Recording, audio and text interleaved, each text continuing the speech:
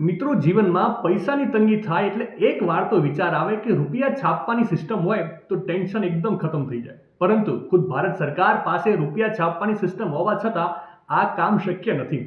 ભારતમાં આરબીઆઈ પાસે નવી નોટ છાપવાનો અધિકાર છે. આરબીઆઈ ₹1 સિવાય તમામ નોટો છાપે છે, જ્યારે ₹1ની નોટ ભારત સરકાર દ્વારા છાપવામાં આવે છે.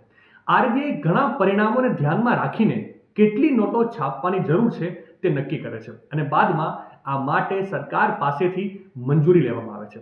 ભલે સરકારને નોટો છાપવાનો અધિકાર હોય, પરંતુ એવું નથી કે ગમે તેટલી નોટો છાપવામાં આવે. આમ કરવાથી અર્થવ્યવસ્થા ખોરવાઈ શકે છે, જેને કારણે ફુગાવાનો દર પણ વધી શકે છે. નોટો છાપવાનો નિર્ણય સરકાર અને આરબીઆઈ જીડીપી, વિકાસ દર અને રાજકોષીય ખાદ્ય વગેરેના આધારે નક્કી કરે છે. વર્ષ 1956 થી રિઝર્વ બેંક ચલણી નોટો છાપવા માટે મિનિમમ રિઝર્વ સિસ્ટમનો અમલ કરે છે. આ નિયમ મુજબ ચલણી નોટ છાપવા માટે સરકાર પાસે ન્યૂનતમ અનામત રાખવું જરૂરી છે અને આ પછી જ રિઝર્વ બેંક ચલણી નોટો છાપી શકે છે. માહિતી સારી લાગી હોય તો રીલને વધારે શેર કરજો અને આવી જ અવનવી માહિતી માટે સંદેશ ડિજિટલ સાથે જોડાયેલા રહેજો.